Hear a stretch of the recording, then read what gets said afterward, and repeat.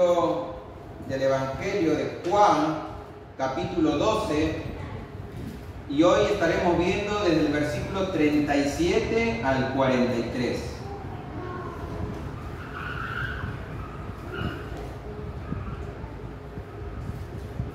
Así que vayan acompañándome, por favor, al libro de Juan, capítulo 12, versículo 37 al 43.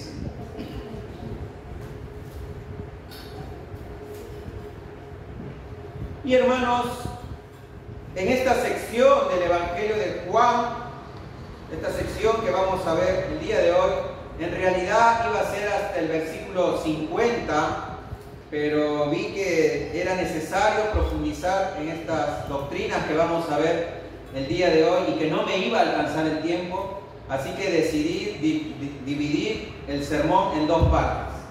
El título del sermón se titula Los efectos de la palabra de Dios. Vamos a ver entonces hoy los efectos de la palabra de Dios 1 y la próxima semana veremos los efectos de la palabra de Dios. ¿Qué es lo que produce la palabra de Dios en la vida de las personas?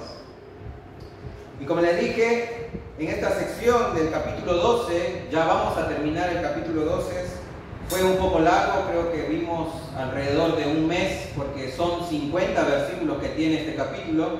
Y en esta sección, mis hermanos, Jesús culmina su ministerio público. Es decir, que desde que empezó el Evangelio de Juan, desde el capítulo 1 hasta el capítulo 12, Jesús se dedicó a evangelizar al pueblo judío. Ese era el ministerio público de Jesús, incluyendo lo griego, como vimos semanas atrás. Y a partir, mis hermanos, del capítulo 13, que lo veremos posteriormente, Jesús ya no se va a enfocar en el pueblo judío, sino que solo se va a enfocar a sus discípulos. Así que, mis hermanos, debemos prestar mucha atención a las últimas palabras de Jesús, predicando abiertamente al pueblo de Israel. Veremos en esta sección que el apóstol Juan, que es el que escribe el Evangelio, nos mostrará, mis hermanos, como dije al principio, los efectos que tiene la palabra de Dios en la vida de las personas. Los efectos son los siguientes. Hoy veremos dos nada más. Vamos a ver dos efectos que son un poco negativos. Vamos a ver el endurecimiento del corazón. La palabra de Dios, mis hermanos, produce endurecimiento en el corazón de las personas. También vamos a ver que la palabra de Dios ilumina solamente la mente de las personas. Y la próxima semana veremos que la palabra de Dios, obviamente, mis hermanos, también produce salvación en las personas. Y la palabra de Dios, mis hermanos, como vamos a ver la próxima semana, también es la que nos va a juzgar en el día del juicio final. Así que acompáñenme, ahora sí, Juan, capítulo 12, versículo del 37 al 43. Dice así la palabra del Señor. Pero aunque había hecho tantas señales delante de Dios, no creían en él, para que se cumpliera la palabra del profeta Isaías, que dijo: Señor, ¿quién ha creído a nuestro anuncio? ¿Y a quién se ha revelado el brazo del Señor? Por eso no podían creer, porque Isaías dijo también: Él ha cegado sus ojos y endurecido su corazón, para que no vean con los ojos y entiendan con el corazón y se conviertan y yo los sane. Esto dijo Isaías porque vio su gloria y habló de él.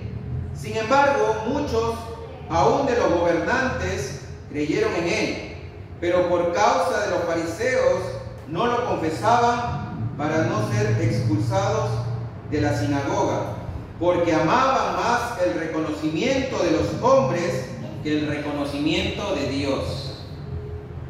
Amén. Esta es palabra de nuestro Dios, hermanos.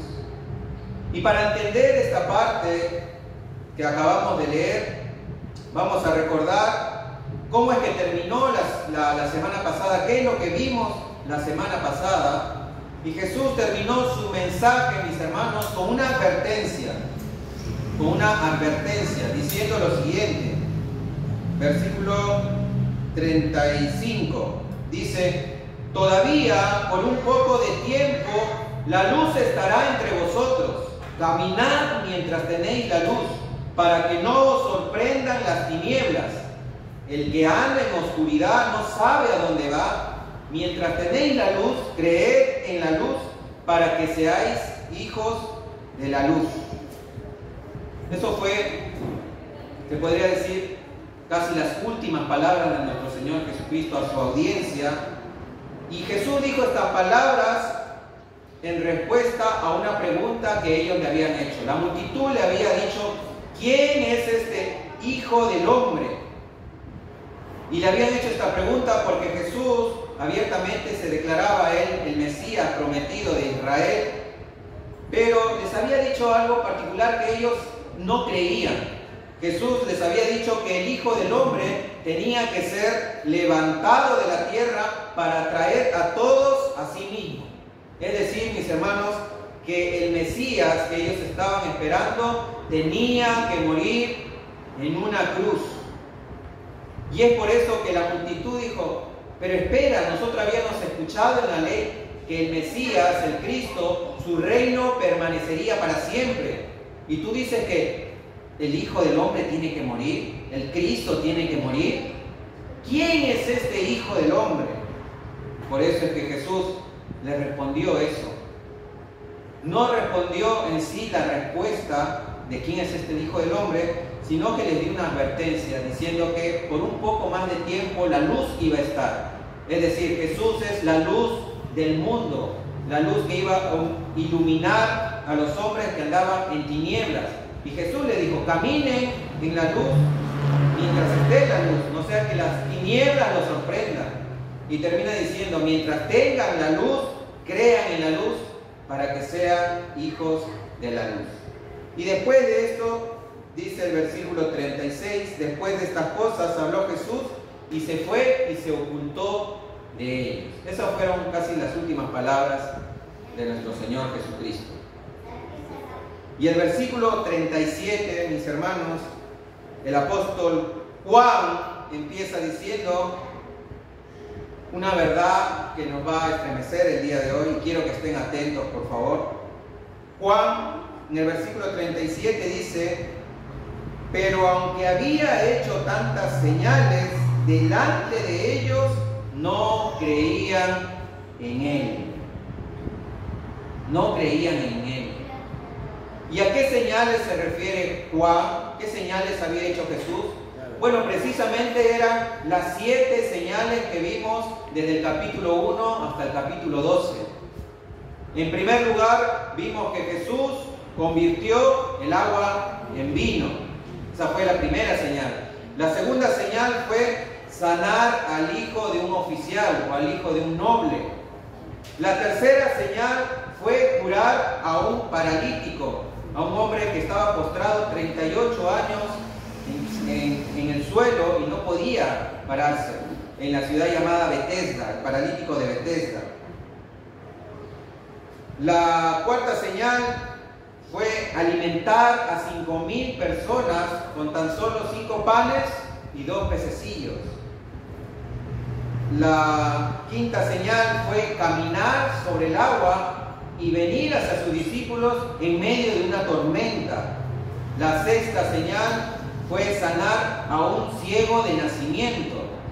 Y la séptima señal, la última señal, fue resucitar a Lázaro de entre los muertos.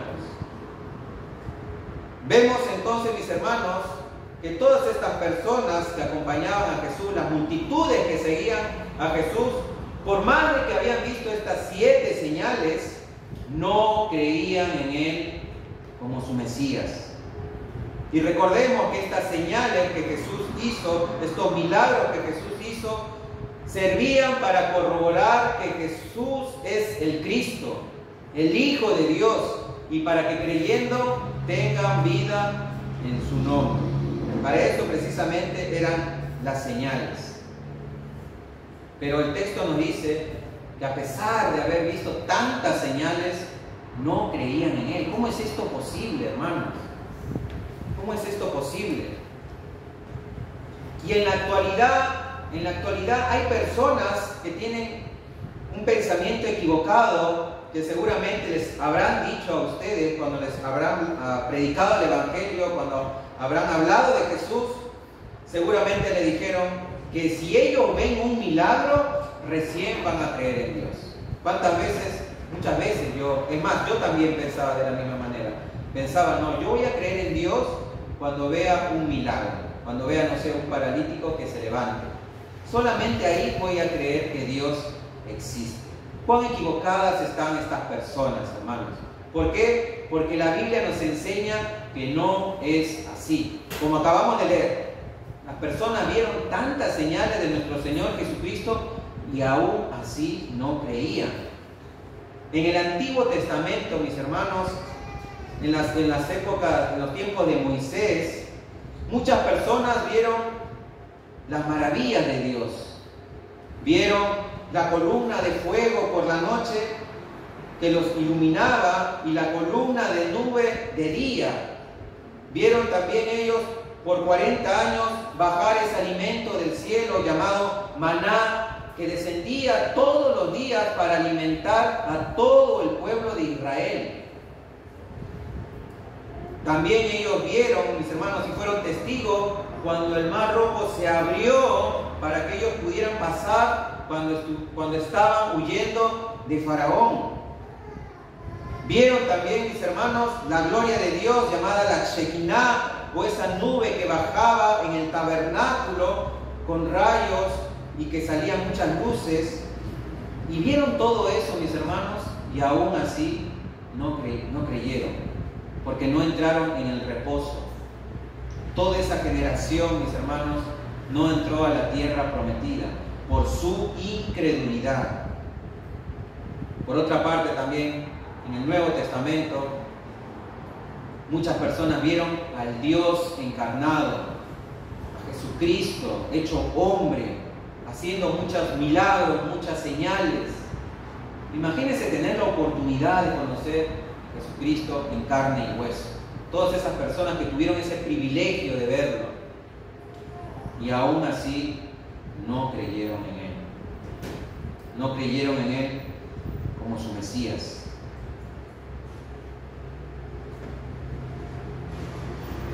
Versículo 38 dice que esto precisamente pasó para que se cumplieran las profecías de Isaías, que dice: ¿quién ha creído a nuestro anuncio? ¿Y a quién se ha revelado el brazo del Señor?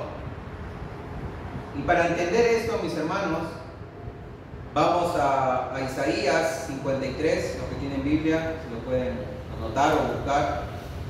Isaías 53 es un capítulo muy conocido de este profeta. Vamos a leer versículos del 1 al 3. Dice así la palabra de nuestro Dios, Isaías 53, del 1 al 3. ¿Quién ha creído a nuestro anuncio? ¿Y sobre quién se ha manifestado el brazo de Jehová?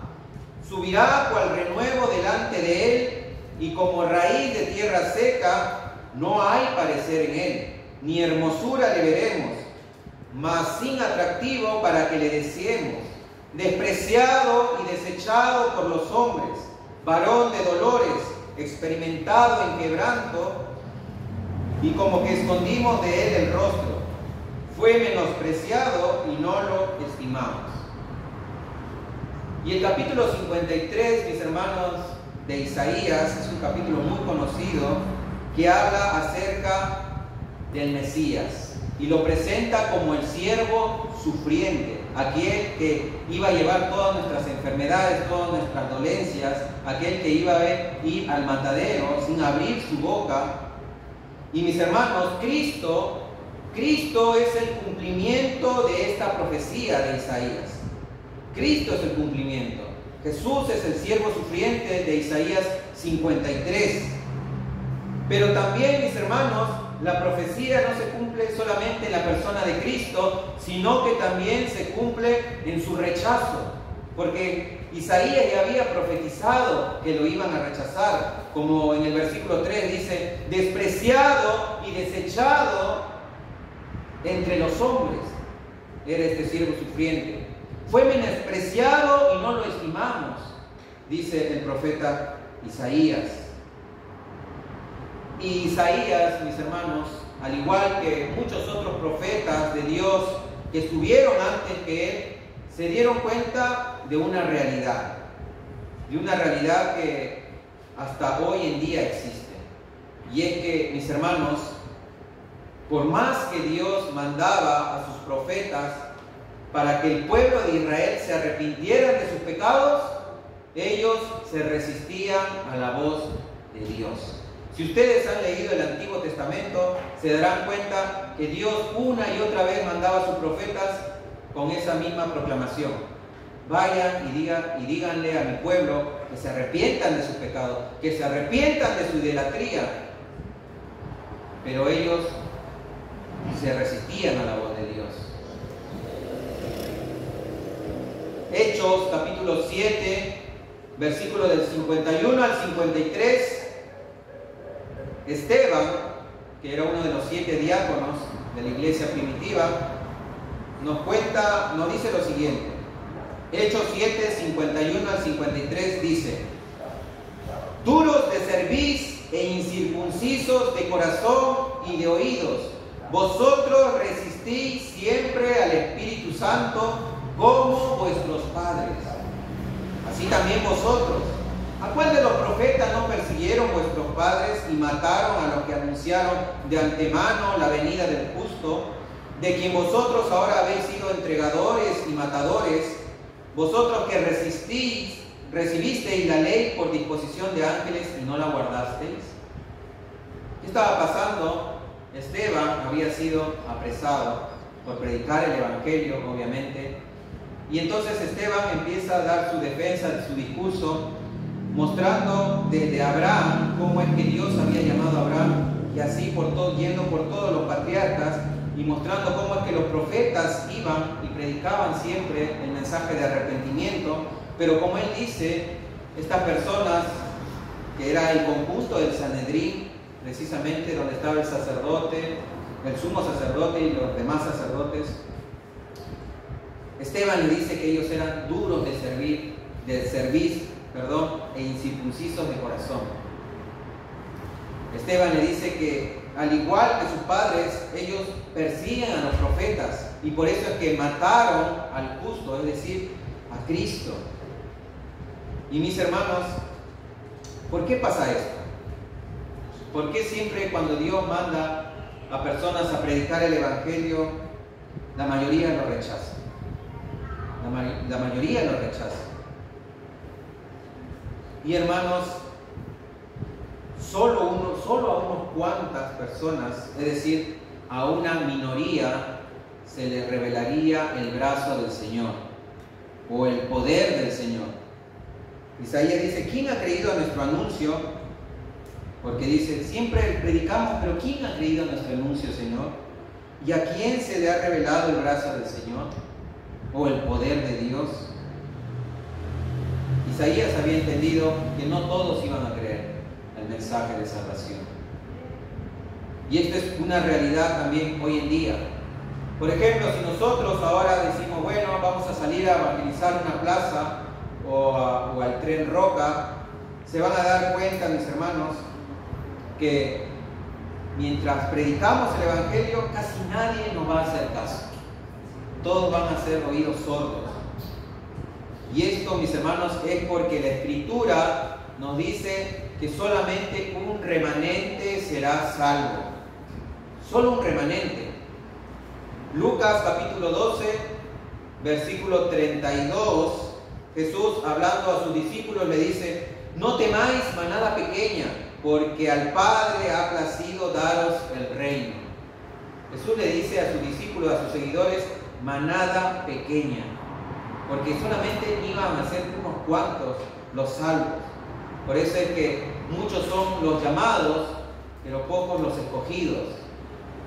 Romanos 9:27, el apóstol Pablo, también citando a Isaías, dice, Romanos 9:27, Isaías también exclama en cuanto a Israel: aunque el número de los hijos de Israel sea como la arena del mar, solo el remanente será salvo. ¿Se dieron cuenta? Isaías dice, así los hijos de Israel fueran millones y millones como la arena del mar, solo el remanente será salvo. Solamente una minoría, solamente los que creen en el Evangelio. Por otra parte, el apóstol Juan cita también de nuevo a Isaías, que dice, cuando vio la gloria de Dios, para decir que no podían creer en el mensaje, no solamente porque se tenía que cumplir la profecía de Isaías, sino porque Dios había cegado sus ojos y endurecido su corazón. Versículo 39 al 41 dice, 39 al 41, por eso no podían creer, porque Isaías dijo también, Él ha cegado sus ojos y endurecido su corazón para que no vean con los ojos y entiendan con el corazón y se convierta y yo los sane. Esto dijo Isaías porque vio su gloria y habló de él. Ahora, leyendo este pasaje, lo que nosotros deberíamos preguntarnos es ¿por qué Dios haría algo así? ¿Por qué Dios cegaría los ojos de las personas para que no vean? ¿Y por qué Dios endurecería el corazón de las personas que escuchan el mensaje? Y presten atención, ahora sí quiero que vayan de nuevo al profeta Isaías, pero ahora sí al capítulo 6. Capítulo 6, vamos a leer versículos del 1 al 10.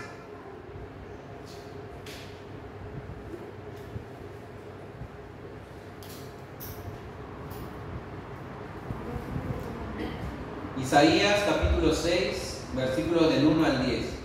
Y yo sé que esto es un poco difícil de entender este pasaje. Así que vamos a ir al contexto de por qué Isaías dijo eso. Isaías 6, del 1 al 10, dice así: en el año que murió el rey Uzías, vi yo al Señor sentado sobre un trono alto y sublime, y sus faldas llenaban el templo.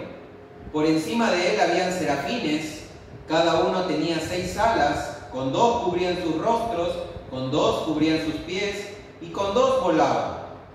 Y el uno al otro daba voces diciendo: Santo, Santo, Santo, Jehová de los ejércitos. Toda la tierra está llena de su gloria. Y los quiciales de las puertas se estremecieron con la voz del que clamaba, y la casa se llenó de humo. Entonces dije: ay de mí, que soy muerto, porque siendo hombre inmundo de labios y habitando en medio del pueblo que tiene labios inmundos, han visto mis ojos al Rey Jehová de los ejércitos.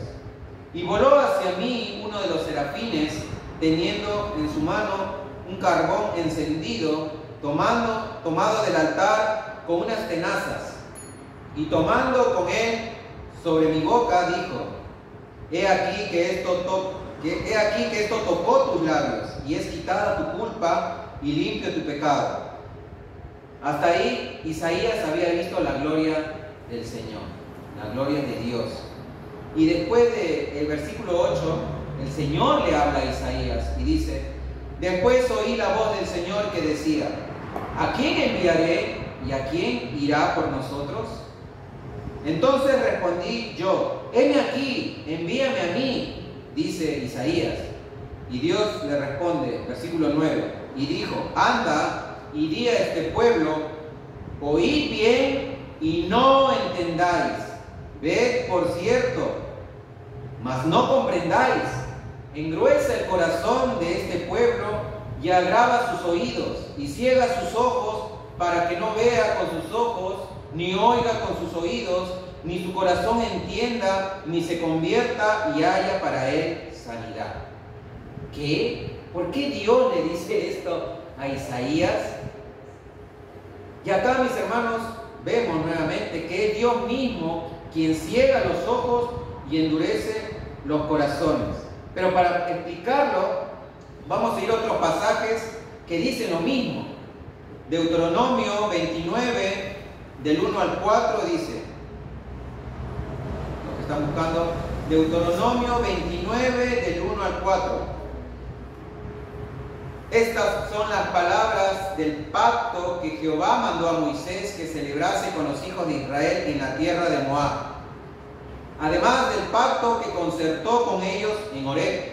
Moisés pues llamó a todo Israel y les dijo: vosotros habéis visto todo lo que Jehová ha hecho delante de vuestros ojos en la tierra de Egipto a Faraón y a todos sus siervos y a toda su tierra. Las grandes pruebas que vieron vuestros ojos, las señales y las grandes maravillas. Ahora observen el versículo 4, dice: pero hasta hoy Jehová no os ha dado corazón para entender, ni ojos para ver, ni oídos para oír. Éxodo 4:21 dice: y dijo Jehová a Moisés: cuando hayas vuelto a Egipto, mira que hagas delante de Faraón todas las maravillas que he puesto en tu mano, pero yo endureceré su corazón de modo que no dejará ir al pueblo.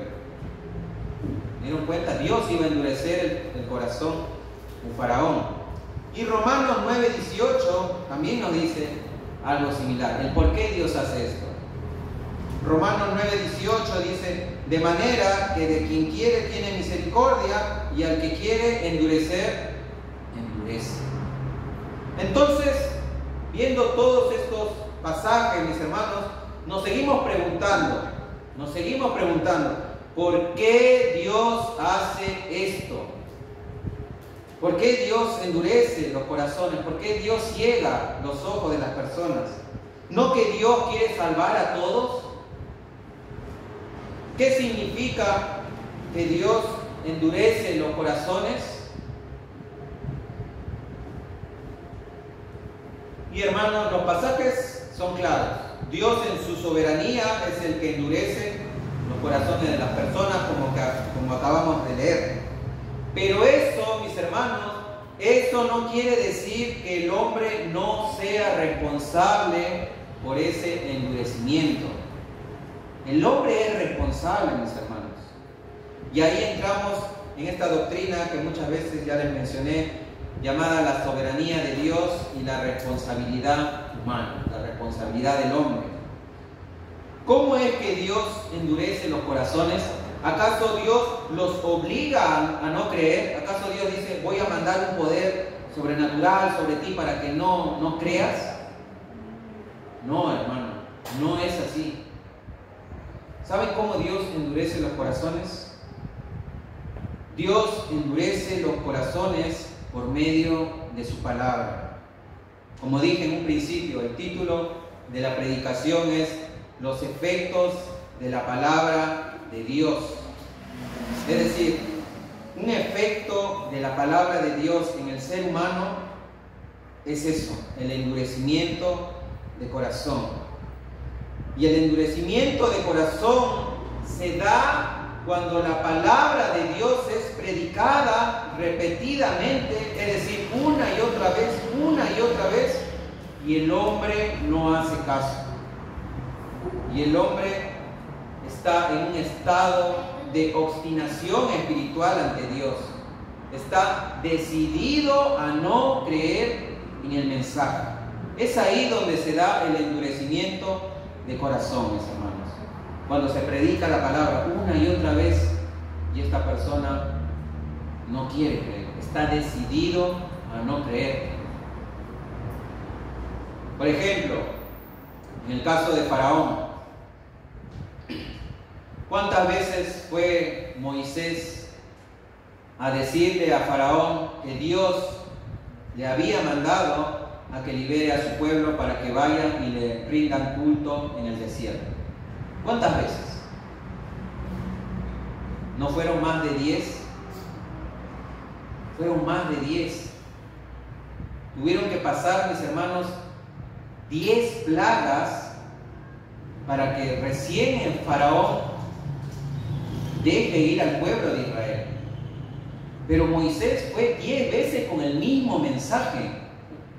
Dios dice que dejes ir a mi pueblo. Y faraón dice, no, no quiero. 10 veces fue Moisés. Y faraón no quería. Y como leímos anteriormente, fue Dios quien endureció el corazón de faraón. Pero, mis hermanos, Dios no obra en el pecado de faraón. Cada uno de nosotros somos responsables por nuestros actos, por nuestros pecados, por lo que hagamos. Y faraón era responsable por no dejar ir al pueblo de Dios. ¿Vieron cómo endurece entonces la palabra? Lo mismo pasaba con el pueblo de Israel en tiempo de Moisés, como vimos anteriormente. El pueblo de Israel vio tantas señales, escuchó la voz de Dios audiblemente en el monte cuando salía fuego y le dijo a Moisés, Moisés, ya no queremos escuchar la voz de Dios porque tenían miedo. Sé tú nuestro intercesor delante de Dios. Y Moisés dijo, bueno, yo voy a hablar entonces con Dios, yo le voy a comunicar el mensaje que Dios quiere. Y Dios le dio los 10 mandamientos al pueblo. Ese fue el pacto que se hizo en el Sinaí. Pero el pueblo de Dios no hizo caso. El pueblo de Dios fue un pueblo rebelde siempre a la voz de Dios. Y mientras más Moisés les predicaba, más se endurecía su corazón. Más se endurecía su corazón. Y en la actualidad pasa lo mismo, mis hermanos. En la actualidad pasa lo mismo. No sé si ustedes se han topado con personas que le predican el Evangelio una y otra vez, y le entra por acá y le sale por acá. No entienden el mensaje. Y mientras más le predica, más se endurece su corazón. Pero son aquellas personas, mis hermanos, presten atención, aquellas personas que rechazan completamente el mensaje. Porque hay, caso contrario, personas que tú les predicas el Evangelio y quizás no lo rechazan de manera tajante. O sea, están abiertos todavía a escuchar la voz de Dios. Como por ejemplo, hoy día vinimos en el Uber con mi suegra, con Ada, y el chofer del Uber nos contaba que siempre se subían cristianos evangélicos a predicarle la palabra. Él no es cristiano. Él abiertamente nos dijo, no, yo no, o sea, cree en Dios, pero no va a la iglesia, no asiste en una iglesia, no es cristiano, pero no rechaza completamente la palabra. Es decir, la palabra todavía sigue obrando y Dios sigue mandando personas a predicar el Evangelio y Él está todavía dispuesto a escuchar la palabra de Dios. En esas personas, mis hermanos, significa que la palabra no lo ha endurecido, ¿me entiendes? Todavía está dispuesto y seguramente Dios algún día obrará en ese chofer y lo salvará. Pero caso contrario, hay otras personas que les predicas y te dicen, no, ya no me hables más, ya no quiero saber más, por favor, no me hables de Dios. Y si me vas a hablar de Dios, no vengas, no me visites o así. Ahí es donde la palabra ya endureció sus corazones, mis hermanos. Y como dijo Jesús, no echéis vuestra perla delante de los cerdos y no deis lo santo a los perros, no sea que se vuelvan y los destrocen. ¿Por qué dijo eso Jesús? Porque llega un momento, mis hermanos, en que, como dije, la palabra de Dios endurece tanto a las personas que ya hasta es un peligro predicarles el Evangelio. Es un peligro porque ya no hay nada más que hacer. Jesús dijo, vayan y prediquen y si no les hagan caso, límpiense los pies, el polvo de los pies y vayan a otra ciudad y prediquen el Evangelio. En conclusión, mis hermanos, la ceguera espiritual y el endurecimiento del corazón es tanto una obra soberana de Dios, pero también involucra la responsabilidad humana. Ahora, tratar de entender esto bien, este misterio, es difícil. No podemos entender bien la soberanía de Dios y la responsabilidad del hombre. Es muy difícil, mis hermanos. Así que no se rompan la cabeza tratando de comprender esto. Y como dice el libro de Hebreos, la misma lluvia que produce en la tierra hierba provechosa para que pueda ser labrada, es la misma lluvia que produce espinos y cardos, está maldita y su fin es ser quemada. Es decir, la palabra de Dios o bien produce salvación o bien produce endurecimiento y condenación. Esos son los efectos de la palabra de Dios. Duro, ¿verdad? Es difícil de entender, pero está escrito. Está escrito en la Escritura, en la Biblia. Ahora vamos a ver otro efecto negativo, también se podría decir. Y es que la palabra de Dios no solamente produce endurecimiento de corazón, sino que produce una falsa fe. Produce simplemente una iluminación en la mente. Versículo 42 dice: sin embargo, o sea, sabiendo todo esto, dice Juan, sin embargo, muchos, aún de los gobernantes, creyeron en él. Pero por causa de los fariseos no lo confesaban para no ser expulsados de la sinagoga, porque amaban más el reconocimiento de los hombres que el reconocimiento de Dios. Dice el versículo 42, sin embargo, muchos de los gobernantes creyeron en él. Pero leyendo todo, ¿habrán creído de verdad en el Evangelio? ¿Su fe era genuina? Yo creo que no, porque nos dice que no confesaban su fe a causa de los fariseos y para que no sean expulsados de la sinagoga. Y otro efecto de la palabra de Dios, mis hermanos, es que solamente ilumina la mente de las personas. ¿Qué quiere decir esto? Esto quiere decir que la palabra de Dios te puede dar un entendimiento cognitivamente, solamente conocimiento. Sin embargo, no ocurre un cambio en tu corazón. Es decir, hoy en día hay muchas personas, muchos cristianos que están en esa condición.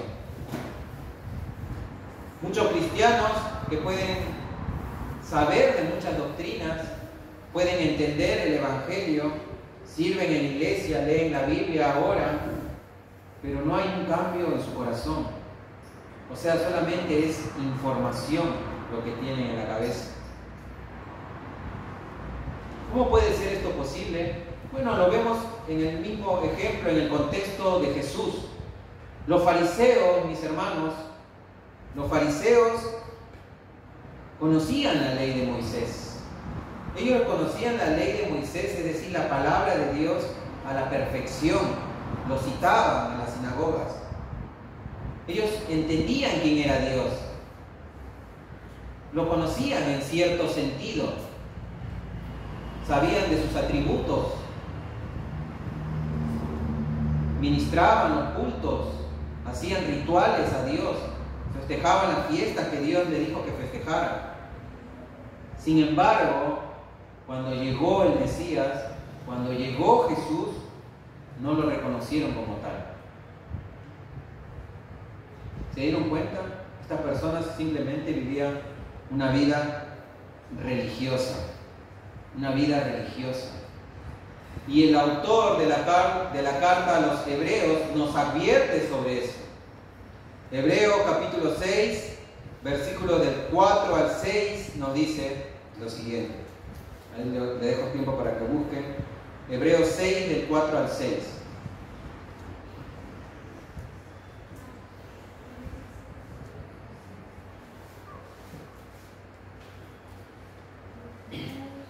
Hebreos 6, del 4 al 6, da esta advertencia. Dice, porque es imposible, escuchen bien, es imposible que los que una vez fueron iluminados y gustaron del don celestial y fueron hechos partícipes del Espíritu Santo y asimismo gustaron de la buena palabra de Dios y los poderes del siglo venidero y recayeron, sean otra vez renovados para arrepentimiento, crucificando de nuevo para sí mismos al Hijo de Dios y exponiéndole a vituperio. Esta es una advertencia, mis hermanos, que da el autor de los Hebreos a estas personas que solamente, dice, fueron iluminados. Fueron iluminados. O sea, porque la palabra de Dios, cuando uno lee, en cierto sentido te santifica, te ilumina, te da entendimiento. Dice que gustaron del don celestial, fueron hechos partícipes del Espíritu Santo y gustaron la buena palabra de Dios y los poderes del siglo venidero. Pero ¿qué dice? Recayeron. Estas personas recayeron, mis hermanos. Y no es que la salvación se haya perdido, porque la salvación no se pierde. Simplemente estas personas nunca fueron salvos. Simplemente estas personas tenían conocimiento nada más, de muchas doctrinas sí, pero en realidad no hubo un cambio de corazón, no hubo un nuevo nacimiento. Por eso es que el autor de la carta de los Hebreos dice que estas personas cuando caen es imposible renovarlos otra vez, porque estarían crucificando de nuevo para sí mismos al Hijo de Dios y exponiéndole a vituperio, a vergüenza pública. ¿Se dan cuenta? Y esto es lo que pasaba, mis hermanos, con estas personas, con estos gobernantes que habían creído en Jesús. Una de las características de los falsos creyentes es que no confiesan que Jesús es el Señor, que Jesús es su Salvador. Y hermanos, es imposible ser un verdadero creyente y no confesar a Jesús como tu Señor y tu Salvador. Es imposible. Porque el propio Jesús dijo, Mateo 10:33, dijo, y a cualquiera que me niegue delante de los hombres, yo también le negaré delante de mi Padre que está en los cielos. Por eso es que Jesús en otra parte dice, no todo que me diga, Señor, Señor, entrará en el reino de los cielos, sino el que haga la voluntad de mi Padre. ¿Y por qué no lo confesaban, mis hermanos?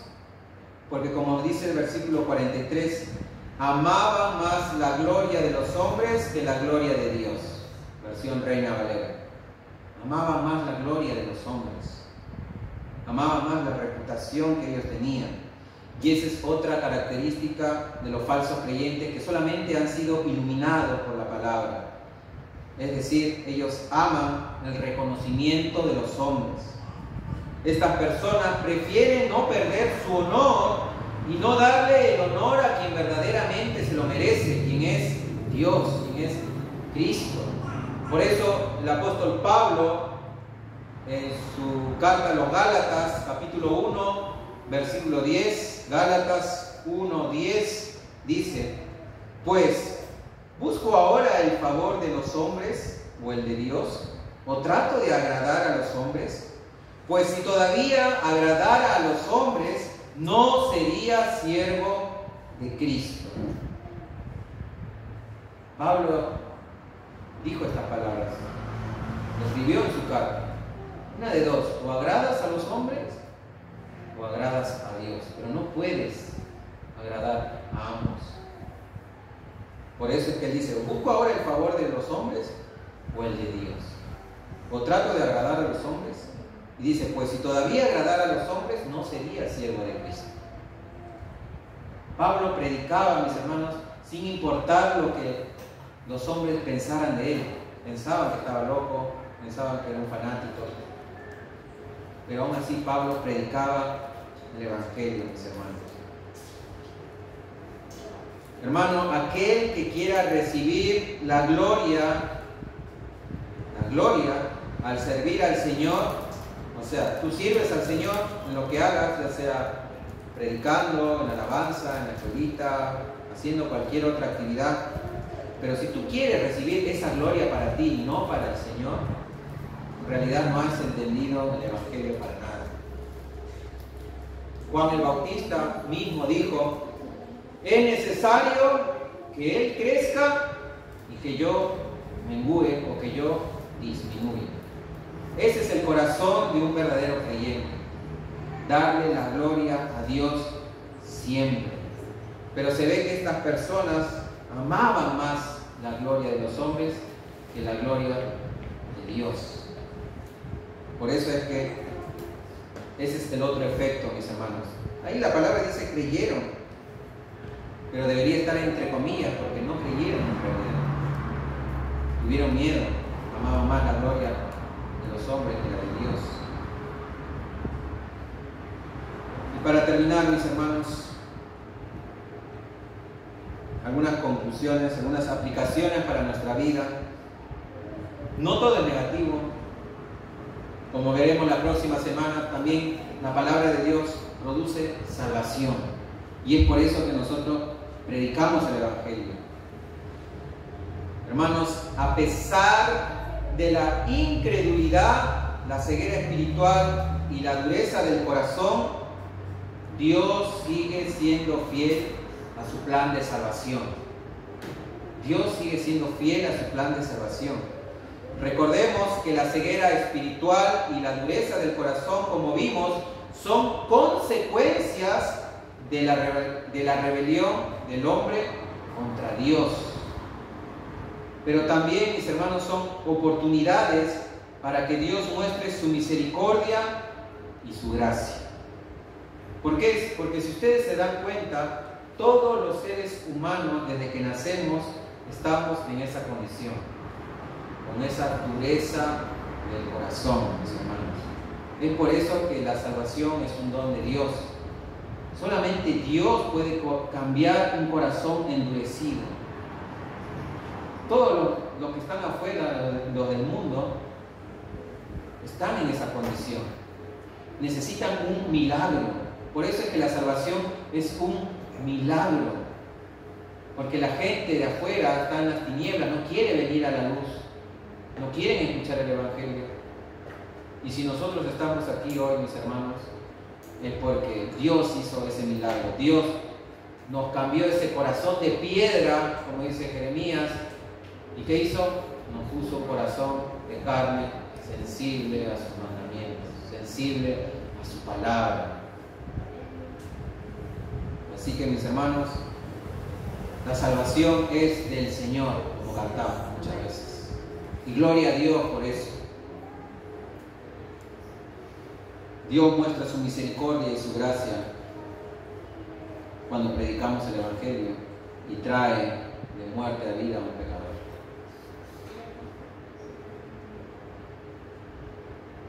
Otra enseñanza, otra aplicación que aprendimos el día de hoy, mis hermanos, es que la fe no solamente es una cuestión de intelecto, sino también del corazón. Es decir, mis hermanos, la fe no es conocimiento nada más. La fe no es saber tantas doctrinas. La fe, mis hermanos, es algo que se produce en el corazón mismo de la persona.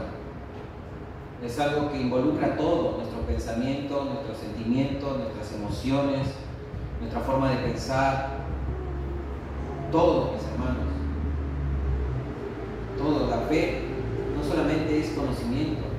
Hay muchas personas que se van a ir al infierno conociendo sana doctrina. Porque la fe, como dije al principio, es un don de Dios. La fe es algo que Dios obra en nuestro corazón por medio de su Espíritu Santo. Si no tenemos el Espíritu Santo, entonces estamos perdidos. Estamos perdidos. Y roguemos entonces a Dios que obre en nuestros corazones. Por eso es que siempre oramos para que Dios obre por medio de su palabra y que no solamente sea una iluminación, sino que transforme nuestra vida, transforme nuestro corazón. Así que viendo esto y sabiendo esto, reflexionemos, hermanos, todos los que estamos sentados acá, reflexionemos sobre nuestra propia fe y nuestra relación con Dios. No sea que simplemente estemos iluminados por la palabra de Dios y no convertidos por la palabra de Dios. Como dicen por ahí, no hay que estar convencidos, sino convertidos. Puedes estar convencido de todo lo que dice la Biblia, pero si no estás convertido, de nada te sirve. Realmente tienes que nacer de nuevo, como dice la Escritura. Y eso es una obra de Dios, por medio de la palabra. Y por último, mis hermanos, ya para terminar, si realmente somos salvos, confesemos a nuestro Señor. ¿Cómo? Por medio de la predicación de la palabra y por medio de nuestro testimonio, dándole siempre la gloria a Dios. Dándole siempre la gloria a Dios. No seamos como estas personas, de estos gobernantes que decían creer en Dios, pero no lo confesaban. ¿Por qué? Porque ellos amaban más la gloria de los hombres. Nosotros, mis hermanos, debemos predicar a tiempo y fuera de tiempo. No solamente con nuestras palabras, sino también con nuestro testimonio, con nuestros hechos, y siempre pensando en darle la gloria a Dios en todo, mis hermanos.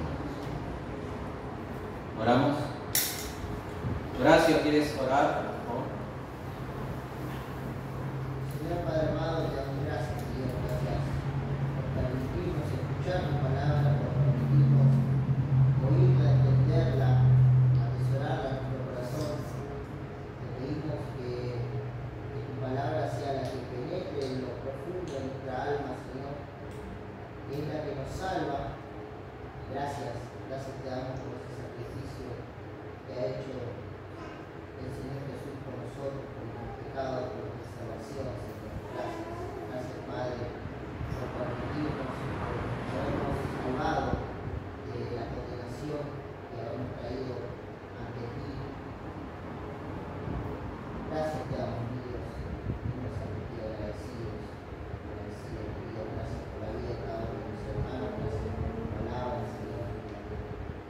Cada día nos fortaleza en las situaciones más difíciles y en las buenas también.